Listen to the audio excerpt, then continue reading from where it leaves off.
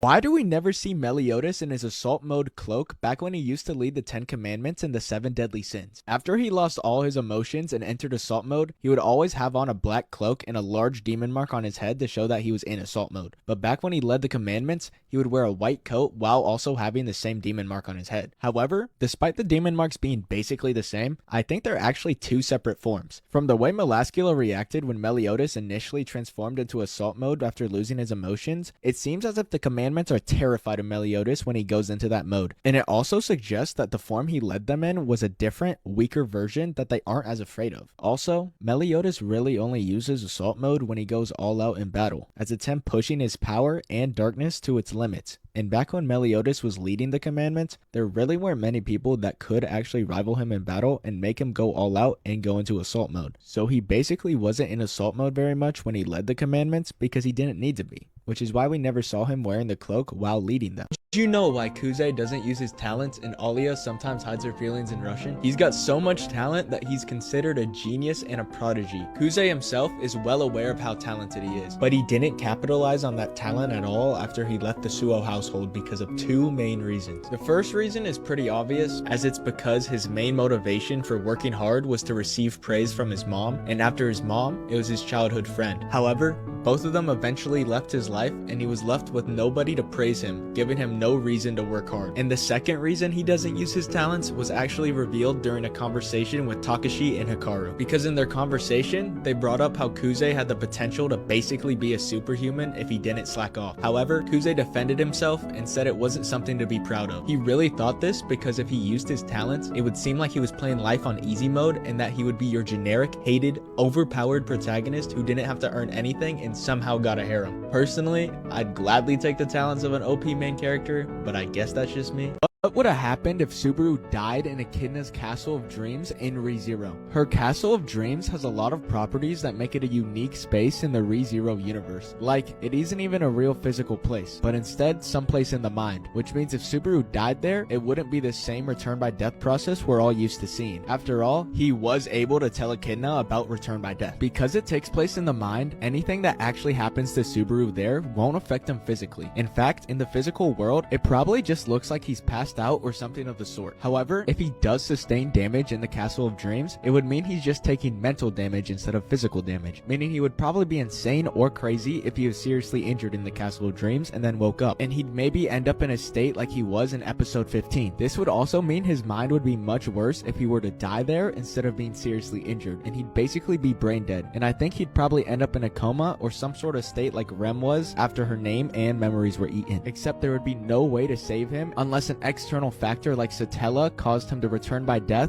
Did you know these facts about Ogiri Cap and Uma Musume? The first fact has to do with Ogiri Cap's gluttony. Believe it or not, her eating is worse than most think it is. In both real life and the anime, Ogiri Cap eats significantly more than the rest of the horses. But in real life, Ogiri not only eats more, but also twice as fast as the other horses. His eating problem was so bad that when he was a baby, he started to eat hay out of his own stable. On top of this, Ogiri was able to digest some foods that other horses normally couldn't. The second fact is that Ogiri Cap is terrible at swimming. The game even references this when stamina training with Ogiri, as they give her a kickboard to help her swim while training. Despite this, Ogiri Cap loves hot springs. Before we get to the final fact, comment what other Umas you'd like to see in these videos. Now, for the final fact, it is that there was actually supposed to be a romantic subplot between Ogiri Cap and the president of the Academy,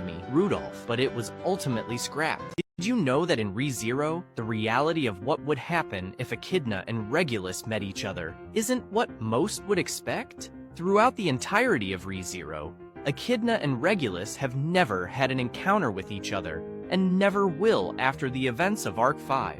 Despite this, both of them had the authority of greed at one point, but they both have vastly differing personalities, with Echidna being the embodiment of greed, and Regulus being more prideful and even describing himself as somewhat unselfish. During a Q&A, the author of ReZero actually revealed that due to their clashing personalities, if the two of them were to ever meet each other, they would probably dislike each other a lot, and even said that Echidna might go crazy because she wouldn't be able to understand Regulus's likes and dislikes. However, that would be the most the author would reveal, and the exact events of what would happen between the two would never be stated. Did you know that Alia sometimes hides her feelings in Russian? Ayano actually hides herself behind a mask? In the manga, when Ayano is talking to Kuze, Ayano says that as Yuki's servant, she has an obligation to figure out the true intentions of people who oppose her, and that even includes Kuze. She even went as far as to say that clearing the path to student council president for Yuki was also part of her obligation, playing into the role of a villain. However, when Ayano expressed her concerns of Kuze lying about the fact that he would never do anything to make Yuki sad, Kuze saw Ayano's true intentions and feelings. In that moment, Kuze recalled that even though Ayano may seem indifferent, she actually has much more kindness and love in her heart over anyone else he knows. And because of that, Ayano was willing to play the role of the villain to figure out if Kuze was intentionally betraying Yuki to make her sad, as Ayano cared about Yuki that deeply. And it wasn't just her role as a servant that made her confront Kuze. Did you know that in More Than a Married Couple, but not lovers, Jiro finally started to act like Akari's boyfriend? The two of them were invited to a group dinner after the sports festival. At first, Jiro was nervous about going out with extroverts and sat waiting alone, but everything changed when Akari stepped out dressed up and full of energy. He couldn't stop staring, but for the wrong reason. It was because he thought her outfit was too revealing. The main problem was that she was going out wearing it. He even asked her to change because of it. For the first time, Jiro admitted he did not want others looking at her that way, and it left Akari blushing. She called him out for suddenly acting like her boyfriend, and it left him speechless. But after some silence, she told him to wait for her at the front door, and she went to change. Akari came out in a new, less revealing outfit. As they walked to the restaurant together, Akari thanked Jiro because she realized it was because he cared and worried about her that the outfit made him upset. Did you know these facts about Tokai Teo in Uma Musume? The first fact is actually the cause of Teo's obsession with Rudolph, who is the president at Tracen Academy. The reason behind this is because in real life, Rudolph was Teo's father. So to reflect this in the anime, they had Teo idolize her. This obsession is also the reason her racing outfit closely resembles Rudolph's. The next fact involves Teo's famous dance move, the Teo step. In the anime, the move is something that fans love and praise, but in real life, the move was a sign of injury for a horse. However, due to Teo's unnatural flexibility, Teo was allowed to keep racing despite doing the move. In fact, her flexibility is so good that in the anime, Teo holds the record for her forward bend. The final fact is that Teo has an obsession with honey, having honey almost every day, and even having a rule for herself that if she's feeling good, she has honey, but if she's feeling bad, she still has honey.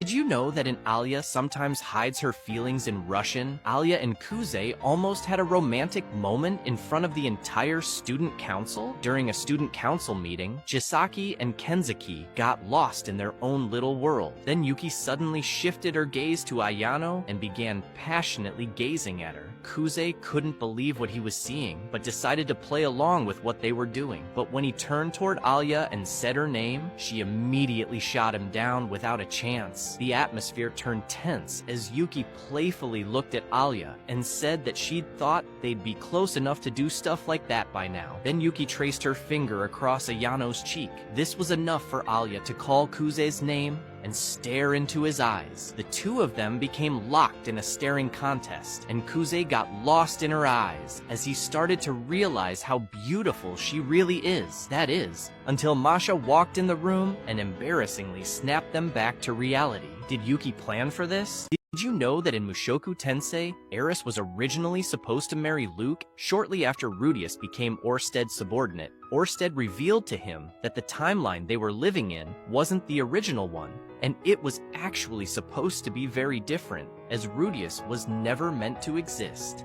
This would result in Eris never meeting Rudius. Due to this, Eris would end up being one of Princess Ariel's guards, serving a role like Sylphie's in the current timeline. Here, she would meet Luke and he would instantly fall in love with her because of her looks, fiery personality, and skill as a swordsman. His intense love for her would cause him to constantly pursue her, but Eris would have no interest in him, punching and shoving him away at every attempt. Despite this, Luke did not stop his pursuit, and his constant attempts would eventually soften Eris's heart, causing her to fall in love with him. From there, the two would become an affectionate couple that would go on to get married. Did you know that an Alia sometimes hides her feelings in Russian? Alia might actually be a yandere. She's normally been nothing but a tsundere, but over time, something slowly started to change. It mainly all started back when Kuze joined the student council and decided to be Alia's running mate, as this was the moment where she realizes her feelings for him and her feelings become more serious. Ever since then, Kuze supported her through everything, and he slowly started to become someone Alia could rely on without a second thought, and this made him irreplaceable and special to her. Because of her feelings, she wanted to be as special to Kuze as he was to her, but things would happen around the time of the school festival that would change everything. As student council members were a part of the school festival committee alongside the former student council president and vice president, and also other school committees and clubs. Because of his connections from his time in the middle school student council, Kuze was friends with most of the people on the committee, while Alia didn't know anybody outside of the student council. Seeing him get along with so many people that weren't her caused her to feel jealous for the first time, and that jealousy slowly turned into possessiveness, which she realized. Luckily, that's as close to a yandere as she will get, which is a good thing, at least for most people.